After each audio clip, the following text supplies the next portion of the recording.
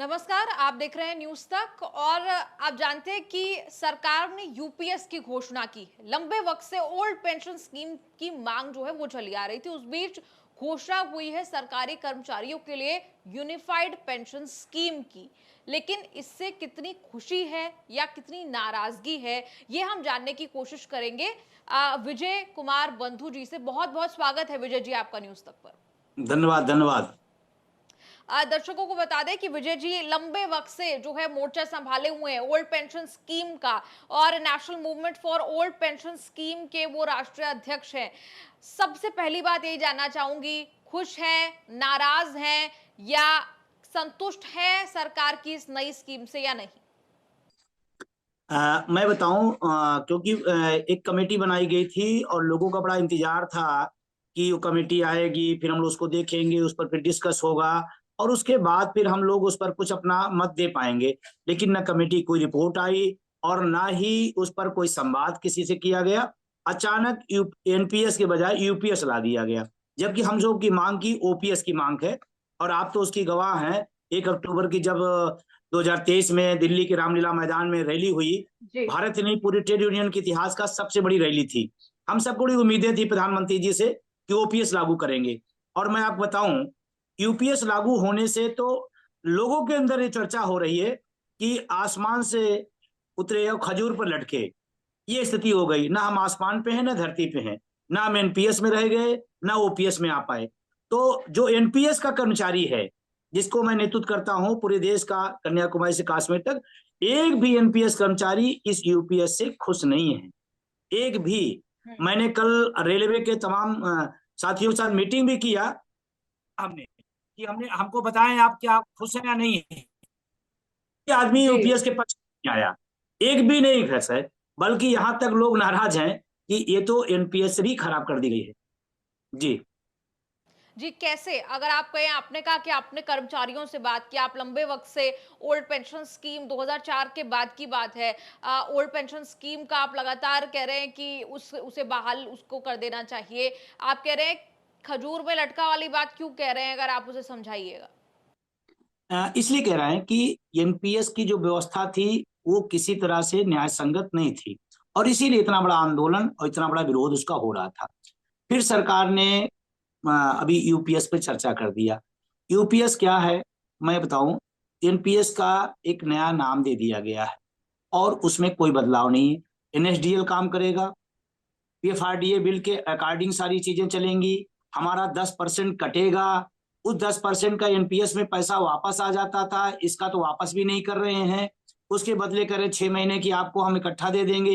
जिस आदमी का पैसा कटा हो 12 लाख 15 लाख, और बाद में किसी व्यक्ति की सैलरी 1 लाख है, तो 6 महीने के 6 लाख आप दे देंगे, 15 लाख रुपए उसको आप रख लेंगे। तो ये न्याय संगत नहीं। हमारी फुल पेंशन हुआ करती थी ओपीएस में 20 साल में, आपने उसका ड्यूरेशन बढ़ा दिया 25 साल। अब 25 साल जिसकी सर्विस होगी वो फुल पेंशन में आएगा, अन्यथा नहीं आएगा। तीसरी जो चीज है कि आपने कहा कि हम इसमें व्यवस्था करेंगे कि एक न्यूनतम पेंशन आ जाएगी। ठीक है, आपने कोशिश किया न्यूनतम पेंशन की, लेकिन जो 10 साल की सर्विस होगी उसको 10 साल आपने निश्चित किया, और जिसकी 24 साल 11 महीने होगी तो फुल पेंशन में 1 महीने रह गया उसका, उसको नहीं आप देंगे। तीसरी जो समस्या है अर्धसैनिक बलों की, अर्धसैनिक बलों की जो लेंथ ऑफ सर्विस होती है 20 साल होती है। इसका मतलब इस व्यवस्था से अर्धसैनिक बल हमेशा हमेशा लेके बाहर हो गया, क्योंकि उसकी 25 साल होनी नहीं है, और होनी नहीं तो मिलनी नहीं।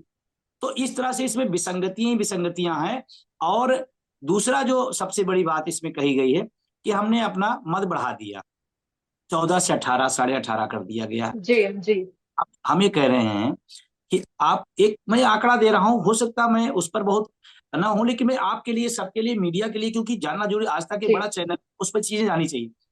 आप अगर एक व्यक्ति जो चपरासी होते उसकी 30,000 तनख्वाह होती, इसका मतलब 10% उसका 3,000 कटेगा। कोई 1 लाख इनकम पा रहा है, 1 लाख वेतन पा रहा है, तो उसका 10,000 10% के हिसाब से कटेगा। कोई 2 लाख तनख्वाह ले रहा, आईएएस है या वो बड़े पदाधिकारी हैं जो पदों पे है, उनका 20,000 कटेगा। एवरेज में मान ले 10,000, 10,000 रुपए पर कर्मचारी अपना कटवाएगा। और अब आपके अनुसार 18.5% आप कटवाएंगे। कल्पना करिए, एक निकालें, 18,000 रुपए सरकार देगी और 14,000 रुपए हम देंगे। 1 करोड़ एनपीएस में कर्मचारी है, अगर 14,000 को हम मल्टीप्लाई करें 1 करोड़ से, तो 1 महीने का मत कितना बड़ा है। सरकारी पैसा, सरकार का पैसा, सरकारी कर्मचारियों का पैसा, ये प्राइवेट सेक्टर में आप क्यों तुले हुए हैं। और अगर आप ये कहते हैं कि ओपीएस ओपीएस जैसी यूपीएस है, तो जैसी है तो फिर आपको दिक्कत क्या है, ओपीएस में क्या दिक्कत है। फिर आप ओपीएस की डिमांड हो रही है, ओपीएस आप लागू कर दीजिए, उस पर कोई बात नहीं हो रही है। एक नया पेच और दे दिया गया कि इसी में कर्मचारी उलझा रहे। 20 साल से जिस योजना की बड़ी बड़ी बातें, बड़ी बड़ी तारीफें, बड़ी बड़ी चीजें कही गई हैं, अचानक वो खराब हो गई और यूपीएस ला दिया। 5 महीने, 6 महीने, साल भर बाद में आप इसको भी बदल देंगे, तो वो जो 20 साल 45 साल कर्मचारी काम करेगा उसका भविष्य क्या होगा, वो कहाँ झूलता रहेगा, किधर झूलता रहेगा, ये सवाल है।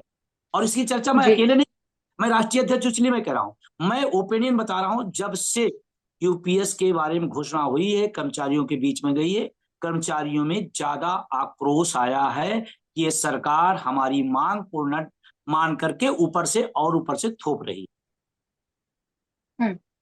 जी, जिन भी बिंदुओं को लेकर आपने विरोध जताया अभी, मैं चाहूंगी कि आप उन्हें थोड़ा समझाइए भी, क्योंकि बड़ा कॉम्प्लेक्स विषय है और हमें समझना भी जरूरी है कि आपका इस पर पक्ष क्या है। क्योंकि जो खुश है वो कह रहे हैं कि अश्योर्ड पेंशन है और तमाम तरह के जो बिंदु है वो गिनवा रहे हैं, कह रहे हैं कि एनपीएस से ज्यादा मिलेगा यूपीएस में, यूनिफाइड पेंशन स्कीम में। एक एक करके आप 2-3 बिंदुओं में अगर समझा दें कि सरकार ने इस बार क्या प्रावधान किया है यूपीएस में और पहले का प्रावधान क्या था और आपका विरोध उस पर क्या है, वो बता दीजिए।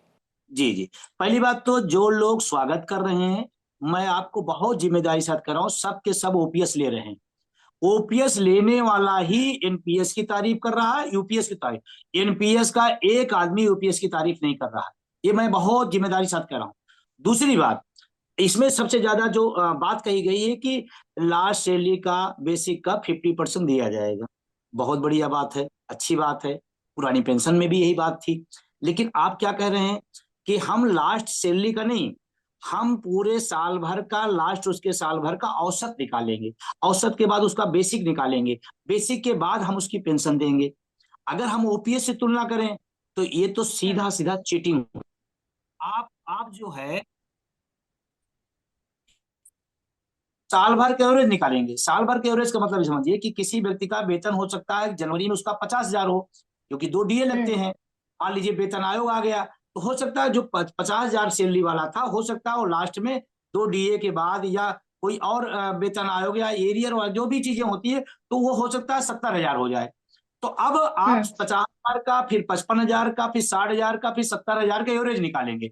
एवरेज के बाद फिर उसका बेसिक के बाद आप उसकी पेंशन देंगे। जबकि ओपीएस में क्या था, ओपीएस में था लास्ट सैलरी का, बेसिक का उसको आधा मिलता था। इसमें भी आपने, इसमें चालाकी से चिल्ला तो आपने दिया कि लास्ट बेसिक का हम 50% देंगे, और अगर लास्ट बेसिक 50% आप देंगे तो ओपीएस में भी यही व्यवस्था है, फिर ओपीएस क्यों नहीं। यही तो मैं कह रहा हूं ना, अगर आपकी ईमानदारी है कि आप लास्ट बेसिक का 50% देंगे, तो फिर ओपीएस में भी तो यही व्यवस्था थी, उसको आप क्यों नहीं दे रहे हैं, उसे आप क्यों भाग रहे हैं, ये सवाल है। जी, और जो एक आपने बात कही 25 साल वाले कैप की आपने बात कही, वो भी समझा दीजिए और आपका विरोध क्या है वो भी एक बार बताइए। अब 25 साल का, जैसे मान लीजिए कि किसी व्यक्ति ने आप जो इनके अनुसार जो नियम है कि 10 साल की सर्विस हो जाती है तो हमें उसे न्यूनतम हम 10,000 रुपए की पेंशन हम देंगे, ठीक है, अच्छी बात है। अब वो 20 साल में फुल पेंशन हो जाती थी पुरानी वाली व्यवस्था में। फुल मतलब हुआ कि हमें जो 20 साल हमारी सर्विस होगी तो पेंशन की जो व्यवस्था पुरानी में थी उसमें हमें फुल पेंशन मिलने शुरू होती थी, मतलब ले सकता था। या वो कभी नौकरी से, कुछ ऐसे भी लोग रहे जो 20 साल नौकरी की उसके बाद सेवानिवृत्ति स्वैच्छिक ले लिए, तो अब वो 20 साल में तो व्यवस्था थी, व्यवस्था उसका लाभ लेते थे लोग। अब आपने ड्यूरेशन बढ़ा दिया, 5 साल और बढ़ा दिया, मतलब अब 20 साल में नहीं मिलेगी, अब 25 साल मिलेगी। जबकि आपको मैं बताऊं व्यवहारिक क्या है, आप भी इधर देख रही होंगी, लोगों की एज बढ़ती जा रही है, नौकरियों का जो टाइम पीरियड था वो बढ़ा दिया गया, अभी तो 40-40 साल तक है, कुछ लोगों को छूट के बाद 45 साल होता ही है। अब जो 45 साल या 40 साल में नौकरी करेगा उसका 25 साल ड्यूरेशन कब होगा, इसका मतलब आप उस सारे लोग उस व्यवस्था से बाहर हो गए, तो वो भी समस्या है। और अर्धसैनिक बलों को मेरे पास लगातार फोन आ रहा है। अर्धसैनिक बल तो इस व्यवस्था में कभी इसका लाभ ले ही नहीं सकता, फुल का कभी नहीं ले सकता, क्योंकि उसकी 20 साल की सर्विस होती है, तो वो देश की सेवा करने वाला व्यक्ति वैसे भी बाहर हो गया।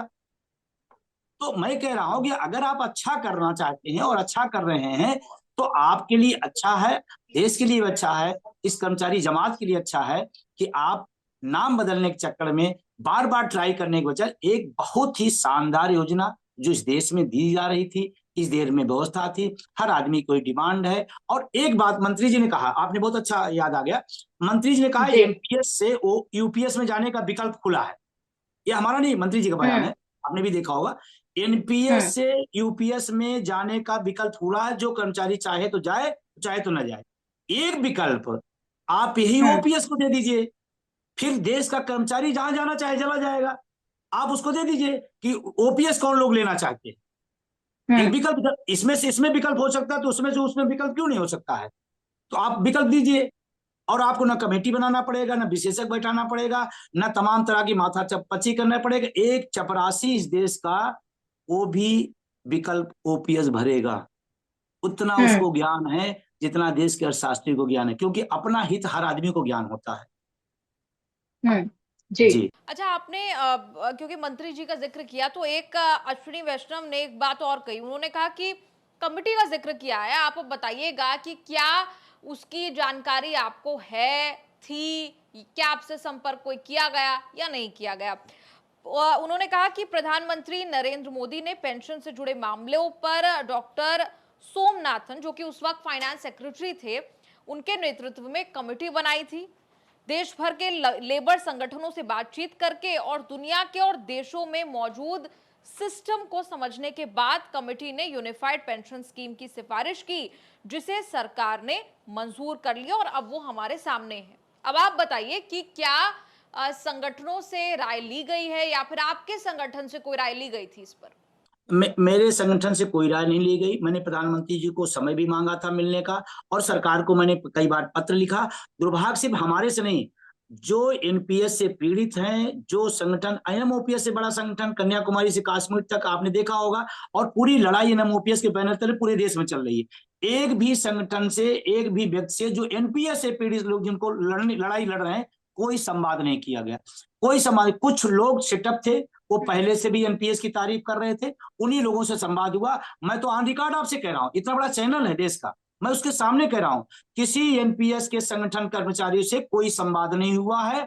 और अगर संवाद होता तो शायद यूपीएस के बजाय ओपीएस आता एनपीएस कर्मचारी संगठन से, और इससे बड़ा संगठन एनएमओपीएस से बड़ा कोई संगठन नहीं देश के। आज अभी कल हरियाणा में बहुत बड़ा कार्यक्रम था, महाराष्ट्र में लगातार हमारा कार्यक्रम चला, पूरे देश के कोने कोने में हम लड़ रहे हैं, और चर्चा किसी और से हो रही है। कोई चर्चा नहीं हुई है, किसी संगठन से एनपीएस पीड़ित से कोई चर्चा नहीं की गई है। और ये दुर्भाग्य, जिसके लिए हम लागू कर रहे हैं उसकी राय, हम मरीज को दवा दे रहे हैं, लेकिन मरीज को जो दवा दे रहे हैं उससे कोई हम कंसल्ट नहीं कर रहे हैं। बस दूसरे मरीज से पूछ रहे हैं कि भाई आप बताओ, उसको दूसरी बीमारी है, जो एनपीएस वाला बीमारी है उसको दूसरी बीमारी है, उस बीमारी से, एनपीएस वाली बीमारी से आप बातें नहीं कर रहे हैं। कोई कंसल्ट नहीं हुआ, और ये दुर्भाग्यपूर्ण है। और 1 करोड़ से ज्यादा एनपीएस कर्मचारी एनपीएस यूपीएस दोनों से नाराज है, और हमारी लड़ाई आगे जारी रहेगी। जी। अच्छा, इसमें आपको कोई बात अच्छी लगी क्या? जो अभी मॉडल निकल कर आया है यूनिफाइड पेंशन स्कीम का, क्या इसमें कोई ऐसे बिंदु है, मान लीजिए 1-2, जो आपको लगते हैं कि वो सही हैं? नहीं, हम कहते सही ये लगा कि जो हमारे देश के टैक्स पेयर का पैसा व्यापारियों के पास 14% जा रहा था, वो 18.5% हो गया, यही सही है। जो मांग रहे थे उनको नहीं मिला, जिनको नहीं मांग रहे थे उनको आप 4.5% इस देश के टैक्स पेयर का पैसा और आपने दे दिया, यही सही है। अच्छा, यूपीएस में क्या अच्छा है, इसे लेकर एक्सपर्ट्स ने भी अपने राय दी।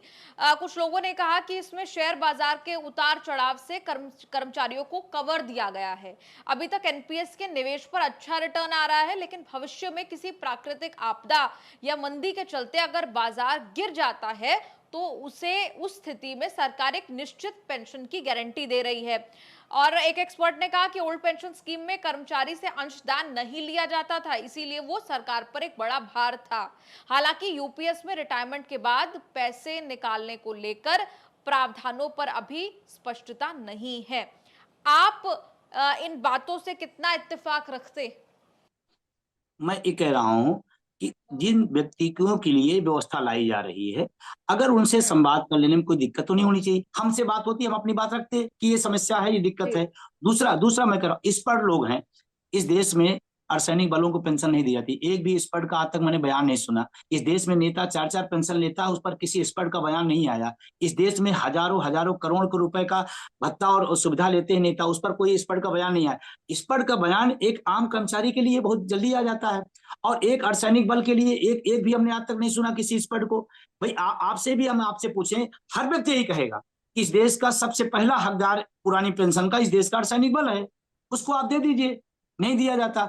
मेरा इतना निवेदन है, अगर हमने 20 साल 25 साल 30 साल सेवाएं दिया है किसी विभाग को, इस देश को, तो हम दूसरे के यहाँ हाथ फैलाने जाएं, इस सरकार के लिए तौहीन की बात है। और मैं कहता हूं, आपको अगर इतना भार लग रहा है तो ओपीएस जैसी व्यवस्था में जो सामाजिक सुरक्षा की एक्चुअल बात है, अगर मैं बात करूं सोशल सिक्योरिटी, उसका नाम आते ही मान ओपीएस आ जाता है। सरकार के पास पैसे की कोई कमी नहीं है। मैं बिल्कुल इस बात से, कोई भी स्पष्ट हमारे पास आए, मैं बिल्कुल इंतफाक नहीं रखता हूं, क्योंकि मैं उसी देश में रहता हूं जिस देश में एक दिन के 1 घंटे की रैली में करोड़ों रुपए खर्च होते हैं। हम उसी देश में रहते हैं जिसमें अरबों अरबों घोटाले होते हैं। हम उसी देश में रहते हैं जिस देश में उद्योगपतियों का हजारों हजारों करोड़ रुपए माफ कर दिया जाता है। इसलिए पैसे की कोई समस्या नहीं इस देश में। हम डिस्ट्रीब्यूशन की समस्या है, नियत की समस्या है। अच्छा ये बताएं आप, अगर पैसे की समस्या है तो एक एक व्यक्ति 4-4 पेंशन कैसे ले सकता है? और अगर राष्ट्रभक्ति बहुत ज्यादा है तो सबसे पहले नेता लोग अपनी पेंशन छोड़ दे। एक नेता अपनी पेंशन नहीं छोड़ा है। हम किसी पार्टी की बात नहीं कर रहा हूं, हम सारे लोगों की बात कर रहा हूं, वो सत्ता हो या विपक्ष हो, सांसद हो, विधायक हो, सबकी बात कर रहा हूं। देशभक्ति की बात सिर्फ आम कर्मचारियों के साथ होगी। आप एक पेंशन कोई छोड़ने को तैयार नहीं, एक सुविधा छोड़ने को तैयार नहीं, बल्कि सुविधा बढ़ाने की बात हो रही है। अभी आपको जानकारी लिए बता दूं, राजस्थान सरकार ने क्या किया कि हर बार बजट प्रस्ताव लाना पड़ता था विधायकों सांसदों के वेतन भत्ते के लिए।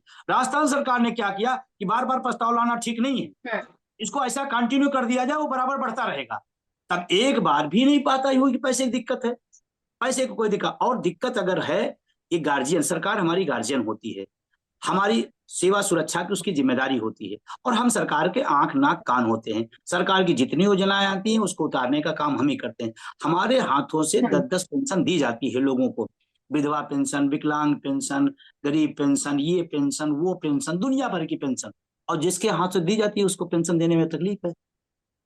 और टैक्स हम देते हैं, हम वेतन का टैक्स देते हैं। और मैं बता रहा हूं, सरकारी कर्मचारी ईमानदारी से अपने वेतन का टैक्स पेयर है, टैक्स देता है।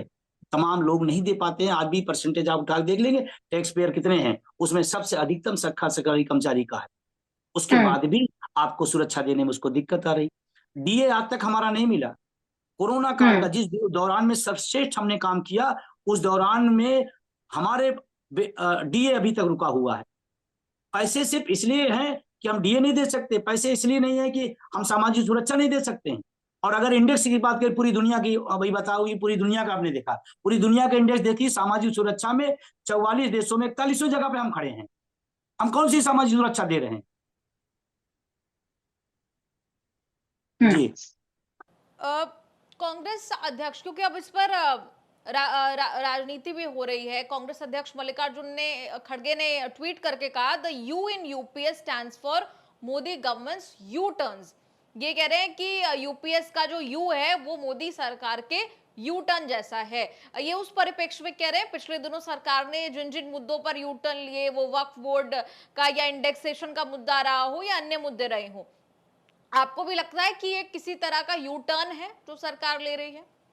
नहीं, मैं कहता हूं अगर यू टर्न हो और अच्छे के लिए हो, एनपीएस से यू टर्न ले ओपीएस पे आ जाए, स्वागत है। मैं कह रहा हूं, मैं पहला व्यक्ति हूं इस सरकार का स्वागत करूंगा।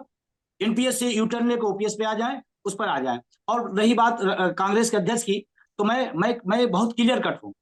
वो हमारे पक्ष में है, हमारे मुद्दे के पक्ष में, अच्छी बात है। लेकिन मैं उनसे भी निवेदन करूंगा, तेलंगाना में, कर्नाटका में आपकी सरकार है। आप जब डिबेट में, आप जब बयान में पुरानी पेंशन की तरफदारी करते हैं, तो देश का पढ़ा लिखा नौजवान कहता है तेलंगाना में, कर्नाटका में अभी तक पुरानी पेंशन क्यों नहीं लागू की गई? ये भी सवाल है मेरा, खड़गे जी से सवाल है मेरा। और आपके माननीय राहुल गांधी जी इतने बड़े मुद्दे पर अभी तक उनका कोई जुबान नहीं खुली। क्यों नहीं खुली है? ओपीएस पर राहुल गांधी जी का स्टैंड अभी तक क्यों नहीं आया? आप तमाम सारे मुद्दों बोलते रहते हैं, देश के लाखों करोड़ों कर्मचारियों के मुद्दे पर आप शांत हैं, क्यों शांत हैं? मेरा विषय सत्ता और विपक्ष नहीं है, लेकिन अगर सत्ता गलत करेगी तो मैं बताऊंगा, विपक्ष जनता की आवाज नहीं बनेगी तो भी मैं बताऊंगा, क्योंकि हमारा मकसद हमारी पुरानी पेंशन है। ये दें वो मेरा विषय नहीं है, मुझे चाहिए पुरानी पेंशन। जी। और क्योंकि हम कांग्रेस के पक्ष की आप बात कर रहे हैं, आप देखें तो कांग्रेस ने इन प्रिंसिपल यूपीएस का कोई विरोध नहीं किया है। मल्लिकार्जुन खड़गे जी की तरफ से ये जरूर कहा गया, यूटर्न जैसी बात कही गई, लेकिन इन प्रिंसिपल जो है वो नहीं, ऑपोजिशन जो है उसको लेकर नहीं फिलहाल की गई है। संजय सिंह आम आदमी पार्टी के, उन्होंने जरूर अपना एक पक्ष जो है इस पर रखा है। लेकिन आप ये बताइए कि मुझे याद है कि पिछली बार जब हमने साल पहले जब बात हम कर रहे थे, तब भी आपकी राहुल गांधी से कुछ मुलाकात की बात चल रही थी ओपीएस के मुद्दे पर। हमने देखा पिछले सालों में हिमाचल प्रदेश हो या कुछ और कांग्रेस शासित प्रदेश रहे हो, तो वहां पर ओपीएस लागू करने का काम जो है वो किया गया। अब क्योंकि आप अब राहुल गांधी नेता प्रतिपक्ष भी हैं, सीधे सीधे अगर आप उन्हें कुछ कहना चाहें इस मुद्दे पर, क्योंकि अब सरकार ले आई है ये स्कीम जिसका नाम है यूनिफाइड पेंशन स्कीम, क्या समर्थन की मांग आप करेंगे कांग्रेस पार्टी से कि वो आपकी तरफ समर्थन करे आपका? जी बिल्कुल, मैं बहुत क्लियर हूं। मैं बताना चाहता हूं, मैं राजस्थान के मुख्यमंत्री जी को उस समय तत्कालीन जो पेंशन पुरानी पेंशन बहाल की, गहलोत जी का, और मैं भूपेश बघेल जी का, और हिमाचल के मुख्यमंत्री जी का, सुक्खू साहब का मैं धन्यवाद देता हूं। प्रदेश के राज्य सरकारों ने इस पर एक निर्णय लिया और एक स्पष्ट नजरिया दिया, और उसकी बदौलत 3-3 राज्यों के अंदर पुरानी पेंशन बहाल हुई, और झारखंड के मुख्यमंत्री जो तारीफ करूंगा उन्होंने दिया।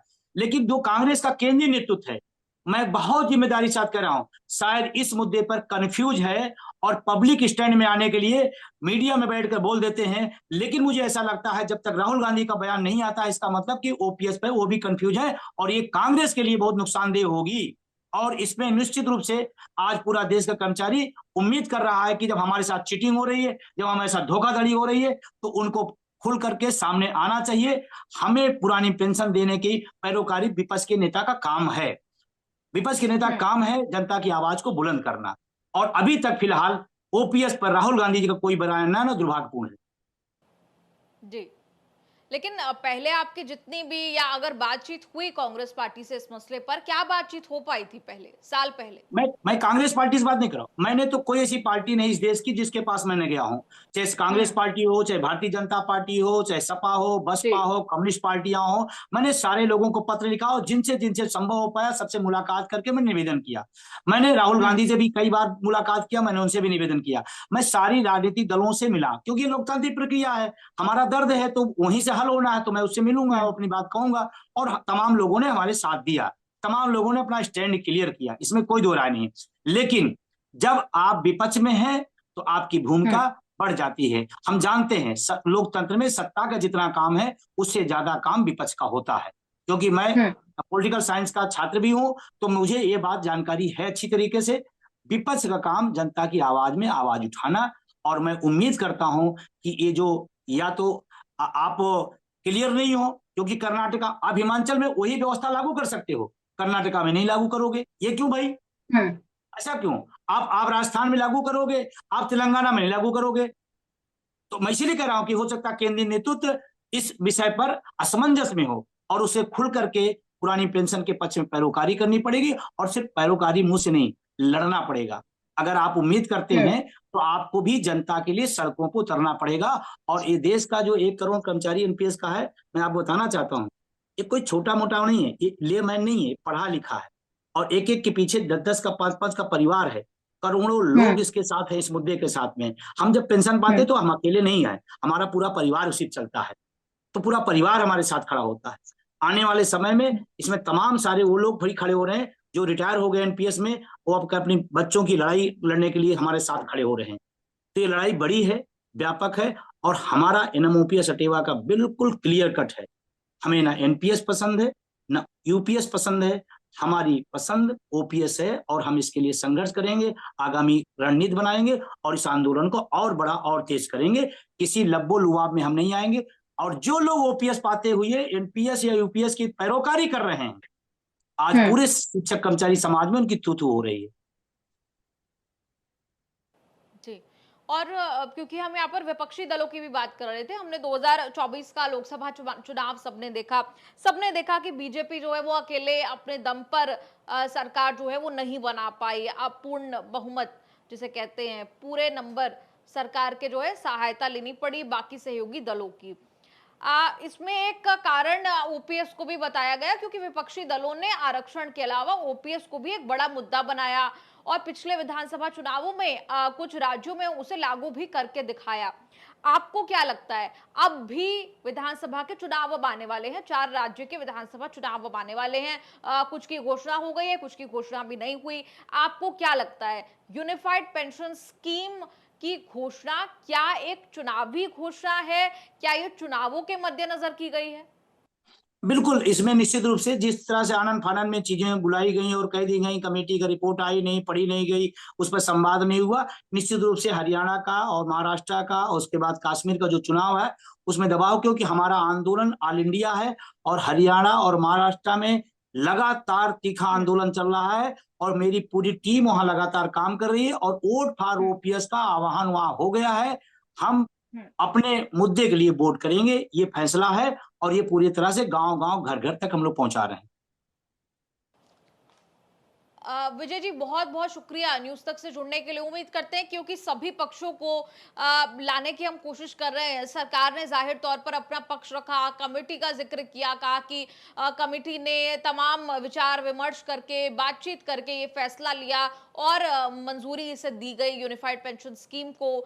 आपका इस पर एक अलग पक्ष है, आपका विरोध है और जाहिर तौर पर जो पूरी बातचीत मुझे समझ में आया, आपने कहा कि आप ओल्ड पेंशन स्कीम ही के हक में है हर हाल में, और जो नई स्कीम है उसके पक्ष में आप नहीं दिखाई देते। बहुत बहुत शुक्रिया। विजय कुमार बंधु जी हमारे साथ जुड़े हुए थे न्यूज तक पर। आपको बता दें कि देश भर में सरकारी कर्मचारियों के लिए यूनिफाइड पेंशन स्कीम को मंजूरी दी गई है, जिसे लेकर अलग अलग पक्ष अब सामने आ रहे हैं। आप सुन रहे थे विजय कुमार बंधु को, जिन्होंने साफ तौर पर इस स्कीम का विरोध जताया है। आपका इस पर क्या कहना है? क्या आपको ये स्कीम समझ में आती है या नहीं आती, या फिर आप ओल्ड पेंशन स्कीम आपको अच्छी लगती है? जब हम ओपीएस वर्सेस एनपीएस और अब यूपीएस की बात करते हैं, सबसे बेहतर स्कीम आपको कौन सी लग रही है? कई लोगों का जाहिर तौर पर कहना है कि एनपीएस से भी अच्छे पेंशन जो है वो मिलने वाली है यूपीएस में। आप अपनी राय जरूर कमेंट्स में लिखकर बताएं और देखते रहिए न्यूज तक।